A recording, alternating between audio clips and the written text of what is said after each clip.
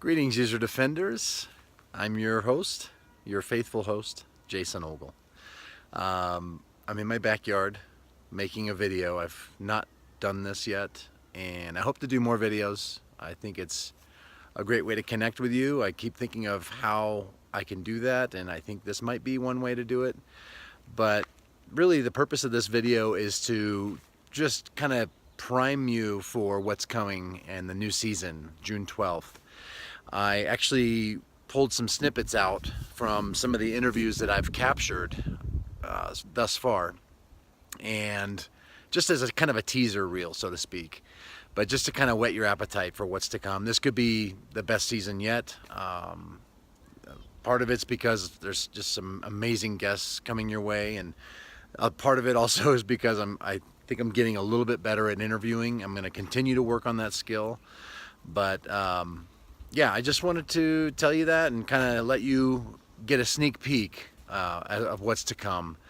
So please enjoy these snippets. And oh, by the way, make sure you're subscribed at userdefenders.com/subscribe so you don't miss the episodes. They'll automatically appear on your phone or wherever else you get your podcasts. So thanks so much for listening, Defenders. And as always, fight on, my friends.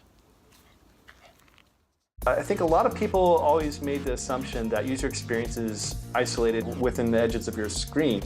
And what I think about user experience is I actually think it's about every kind of touch point that a user has with the business and its products.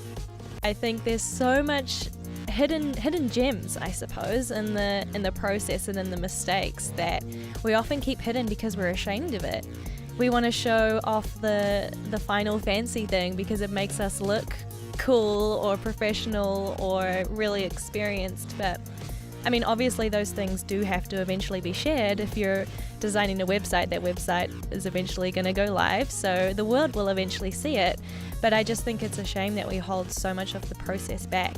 It's not something where you're just trying to create a lot of tedious steps that are kind of patronizing to the end user. It's more about how can you remove those boundaries as much as possible to more effortlessly get them from where they currently are to where they want to be. A designer who doesn't understand psychology is going to be no more successful than an architect who doesn't understand physics. You need to know the building blocks of the medium you're working in.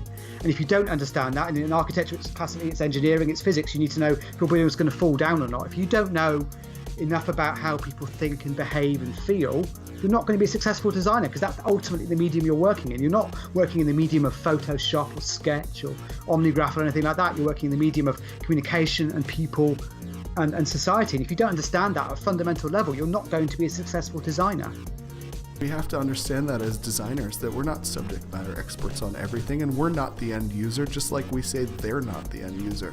So it's about showing up and speaking at the right time and saying, well, have you spoken to users? What do users think about this? What feedback do you have from users? What problem is this solving for the users? And just advocating for them. Yeah, just start small, and I think it will get easier over time. Just keep focused and keep motivated and just keep working towards that goal, whatever that step may be. Maybe something small, maybe something really big, but just keep going because you can do this.